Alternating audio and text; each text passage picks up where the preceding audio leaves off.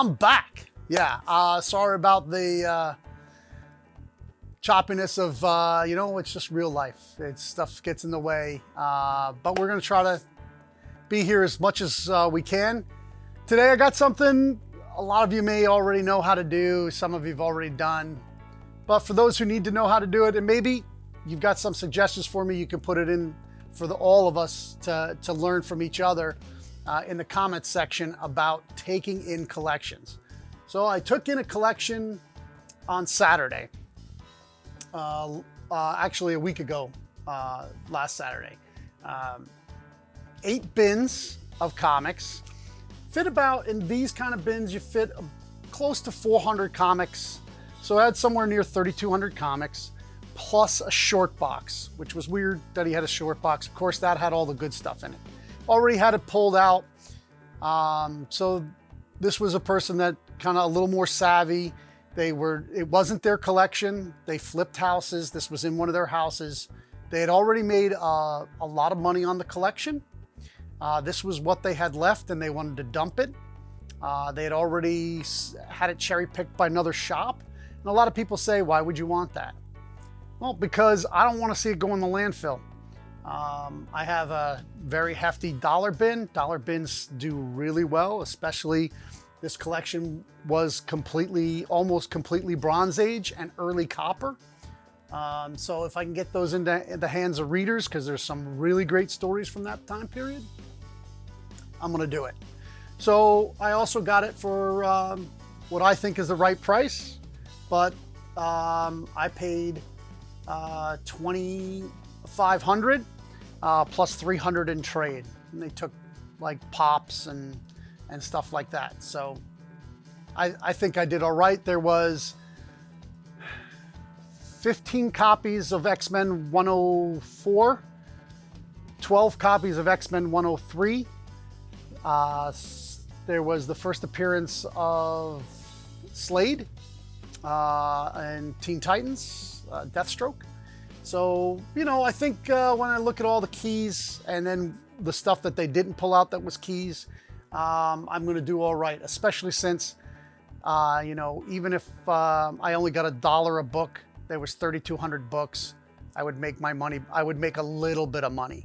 So worst case scenario, I'm still going to make out. Oh, plus there was a whole group of toys, and I'm going to show you some of the toys at the end and talk to you a little bit about expanding beyond comics in your store. Sort of a little bit of what Dennis talked about from Wonder World. When you have a retail store, you know, what can fill your shelves and what you can really make some extra profit on. So let's get into what I do. So the first thing I do when a collection comes through the door is I'm going through, looking at all the books, trying to mentally see, you know, all the key issues that are in there and about what their values are, and start adding it up in my head so I can make a, you know, an educated offer. And I go through it very fast. You know, flip through it pretty quickly. If the person has particular books they think are worth a particular amount of money, and we have to, you know, look at really strong, like, you know, a book that's like $1,000 book or something, and we have to agree on the condition and all, that's separate in the negotiations. But this is going through, you know, basically what my buddy calls soup. You know, just a little bit of everything. You're just going through rapid pace, getting an idea. Once that's done and the deal's done and I've paid the money, now's the time to go through and then go back through and take out all of the key issues that I know right off the top of my head. And what I like to do is immediately, when you get a book that's already bagged and boarded, I never trust a bag and board that comes from somebody else. Even if they just rebagged and boarded it, I want to get it out of that, because if it's an older bag and board, it could have some acid in it. It can damage the book. This is a minor key. It's probably going to end up in my dollar bin. It's a $3 key. It's the first appearance of Amazing Grace, which is one of Darkseid's elites. You know, but you just bag it up, and you're like, boom, there you go. Even if it goes in the dollar bin, you know, it's a couple of cents added to the book. I probably, when it's all said and done, I probably paid 15 cents a piece for these. So, you know, good profit, 15 cents to $1 on that. And because it's a key, it'll probably be pulled out of the dollar bin pretty quick. And then, you know, there's some, like I said, there was some Bronze Age goodness in there. These older detectives, even if they're not a key issue, and I haven't looked this one up, I'm not 100% sure, but you know, it's a great looking cover and stuff like that. But you know, you give it the sniff test. You smell it and it's, oh, it's a little musty. You know, it's probably been kept in a damp place, and that's, so here's a trick that I use. You pick up these. Now, I picked up these at the dollar store, so I didn't get the unscented, but I usually get unscented. I didn't have time to go order them, but these will cost you between 2 cents and 4 cents, these dryer sheets. And you get 2 dryer sheets, and you put one in the front page,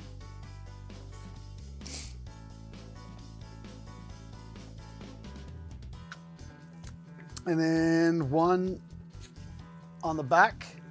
You want the unscented because the scented may have a chemical or an oil that will react, and then it'll also give the comics a certain scent.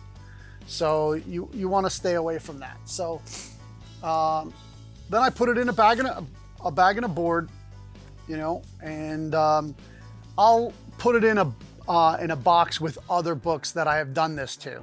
Right? And then periodically I'll go in and does it eliminate it completely? Sometimes. Like if it's very mild, it'll take it out completely, but it definitely takes that mustiness down a lot. And you know, if it's a decent key issue, you know, it might help sell it a little bit down the road.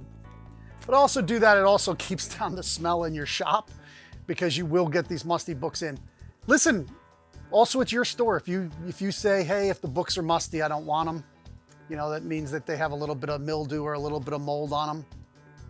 It's up to, I keep everything out of the landfill, and it's not an ecological thing for me. It's I just love this art form so much. I hate to see it ever end up in the garbage. So, and then there's in this collection, you know, there's a couple of good key issues. This is like in mint, this would be like a $25 book, but that's like a $10 book. But then you'll come across, this is like a $40 book in mint, but this is in my 50-cent bin. I just pulled it out of the 50-cent bin because that's also the first thing after I've got the collection, I've pulled out all the major keys.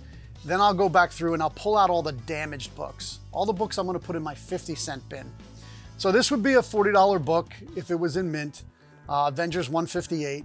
But you know, it's got a lot of water damage. It's got a lot of bleed through from the dampness. There's rips and tears in the cover. So somebody's gonna get to read this $40 book for 50 cents.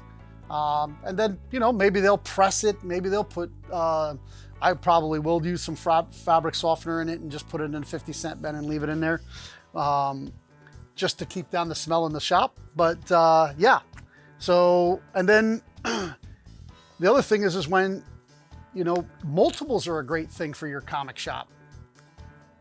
So this collection not only was Bronze Age, but it was Bronze Age multiples.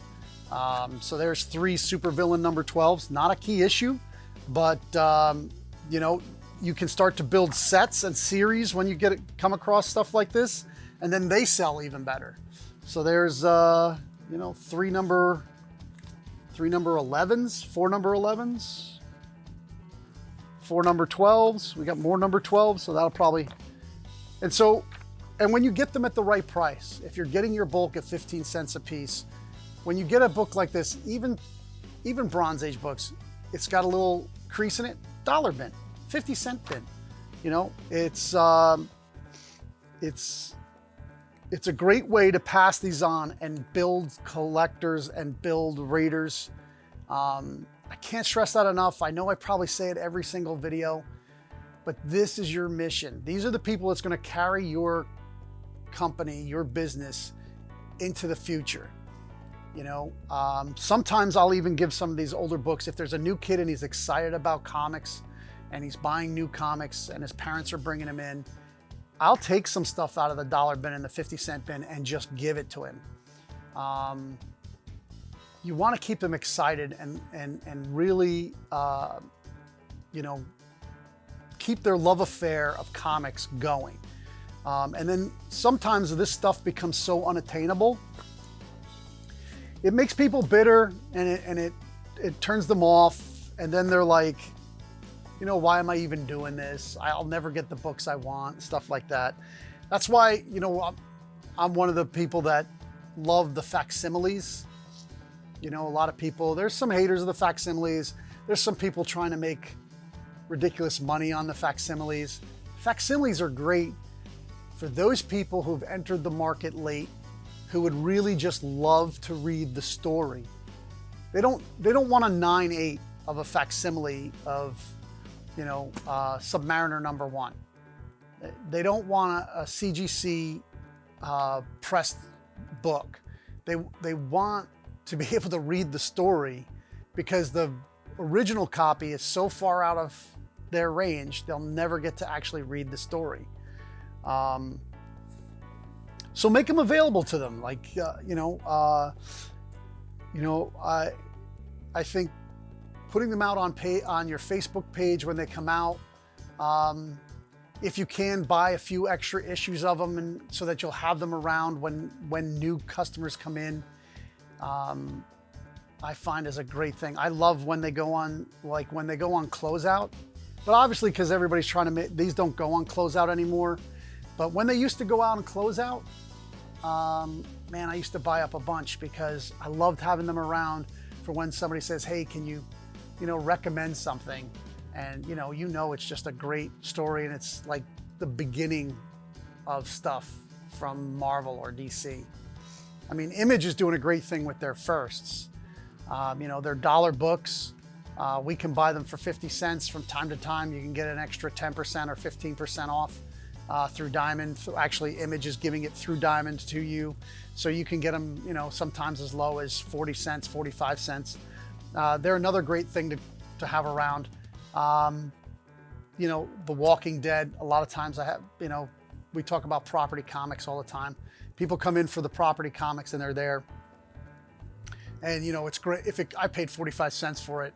If a person shows interest in it and buys a couple of back issues of the comic, I may give them the first and say, well, here, you can read #1 at least. So yeah, so I've gone way off on a tangent. Back to bringing in the collection.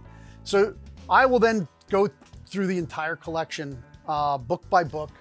I'll grab whole big handfuls and I'll start going through them. And, I'll still miss, you can't know everything. So I use a couple of different websites. I use Key Collector.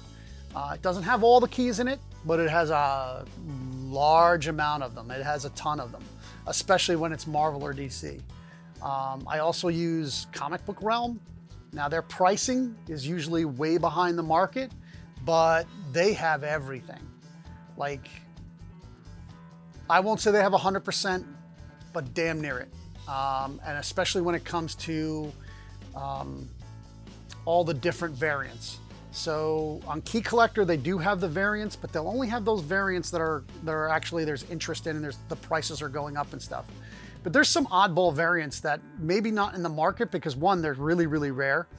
And two, they're just like, it's an artist that nobody's interested in or something like that. But I still need to know, what issue it was. You can find the issue on the front, but from what series, volume, because Marvel doesn't always put the volumes in there. Comic Book Realm's a great spot for that. I also use Comic Book Price Guide, which I used to use, I think used to be called Longbox. And I have a subscription there too. And that's just, they have a lot of the publishers, and you can search by publisher. And sometimes that makes sense for books that I don't have an idea how to look them up. And listen, even reading comics for 40 some odd years now, and being in the business 8 years, there's still stuff I don't know. If you're new to the business, there's probably plenty of stuff you don't know. And that probably leads me into, like, I have like a mantra that I live by, PPEV, right? Preparation, hone your skills, set yourself up to learn what you're going to be doing. And that's the preparation side. Planning is then what I talk about on here, how to set the business up, all the stuff, set up a plan in the beginning, and then it's about E. The E is for execution. Execute your plan. Like I always point out the Patriots. They don't always have the best team under Bill Belichick, but man, they're always in the game, and they've won a ton. A lot of people put it on Brady. Some people put it on Belichick. I believe it was a combination. But if you prepare, plan, and then execute, victory. That's what the V is for, is victory. You're going to succeed. So that's just a little mantra from me. But yeah, so then I'll go through and I'll break them up into Marvel and DC. I'll go through and put in each through with issues like Hulk with Hulk, She-Hulk with She-Hulk, all them together. And then I'll go through another, like I'll probably use Comic Book Realm just to quickly see where the issues of value are. Some common issues of older Bronze Age and late, Silver Age, and even some Silver Age. Even though it's not a key issue, it's still a $20 or $30 book if it's in mint. So, I look through that, and then those books will go either in my regular back bins in stock. Then if they're like a $3 book, they'll go in my dollar bin. I'm not going to sit them in my regular back bins for 10 years to try to make $3 when I probably will sell it for $1 very quickly. It's my procedure. Not everybody does that. We are going to be changing our process for this coming up. There'll be an announcement of what we're going to be doing, and we'll go through that whole process. A company that has done trading cards for a long time. I'm pretty sure the announcement's already out there. TCG Player, we've been a pro dealer for about 4 or 5 years. They got purchased. They first came to us, not only us, but a lot of other dealers, to start doing sports cards and comic books, which I have both of. Right shortly after they started contacting dealers, they got bought by eBay, which I've closed my eBay store. And now I have to deal with eBay again. But they say they're going to still be separate. But anyway, we're going to go through all that of my process of moving over a good amount of our inventory online to TCG Player. I don't know if their comic book section will still be TCG Player or they're going to rename it. They haven't said. But that's the other thing about getting everything in order. Then it's going to be very easy to upload into CSVs online, that you don't have to upload the picture. We're going to look into how they're all going to do that. In the future, they're going to have a scanner, so you're just going to be able to scan your comics, so everybody will be able to not only be able to see what comics you have, but they'll be able to see the condition of your actual book. That's in a later episode. But so, like I said, I paid $2,500 plus, so basically take off 30% of the $300 trade. And so another $210. So let's say I paid $2,800 for all the comics, and it came with some toys. Let me grab some of the toys and show them to you. When people bring in collections, a lot of times, especially comic book collectors, they have other stuff along with their collection. Statues, toys. Don't turn them away. If you can get them at the right price, it's great. So basically, I got some of these great 70s toys. I looked at it, I was paying $2,800 for the comics. he can look at it whatever way he wants, you know, that I paid $1,000 for the toys, and, you know, because he had a high values on the toys. I like to think of it as I ended up getting these toys for free. So, you know, you look these up on eBay, they have some crazy prices on them. We'll see. I mean, I may end up putting these in a larger toy auction at Heritage, if they'll accept them, but they're unpunched. You know, 70s toys, some Batman, some Spider-Man. We have Spider-Man Hulk Mini Bagatelle. I have no idea how to say that word. It's Bagatelle. It looks like a pinball, or Plinko, or what's that Japanese game? Pachinko, like a pachinko almost. But this says it's a baguette. But it's made by Durham. It's 1976, I think. So, you know, these are on eBay for $300. I have 3 of them. So, you know, I don't think it's a $300 item. I'm probably more in the 150. But it is unpunched. They do not have a lot of water damage. They have some warping, but they don't have any mildew or mold. So, Fantastic Four supercars. And these were, had some sales on eBay for like the $250 range. Like these were probably dollar store toys, or probably they were even cheaper than dollar. These are unpunched, but these were, my guess, this is copyright 1976. I would say these were probably between 59 cents and $1.29, probably at grocery stores, something like that. But another cool item. You know, anything that can add to the value so that you're spreading your risk across more things, right? I don't buy onesies and twosies. I mean, I probably said that before. This is a repeat, but if you haven't seen some of the older videos, here's why. If I buy a book, like a Spider-Man book, like the Madam Web first appearance, if I pay a percentage on the top dollar that they're going for now, the movie comes out, it's either a failure, or even when the movie comes out, all those books dip. My profit margin drops. When you spread your cost across all these items, some things will go down, but other things will go up. Your profit margin basically usually stays the same. Hey, and in the best world, everything goes up. In the worst world, everything goes up, but again, your risk is spread across so much, your chances of losing lessen. And you know, when you first start out, you don't have a lot of money to buy collections as they come in. You really have to think about how fast you can turn stuff, where you can turn stuff. For some time, I was wholesaling books out.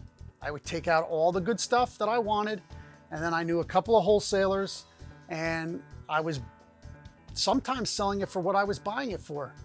But I was getting the good books that I needed, that I knew I could move quickly, and knowing that those books will move on to somebody else. The market has gotten so good that when I do wholesale now, I do all right. I actually double my money on what I pay for books coming in. So there's even a possibility of making money on the wholesale market, on business to business. So don't ever exclude that idea. Even to other local comic shops, you know. Competition for me, if it's over 50 miles away, it's not competition.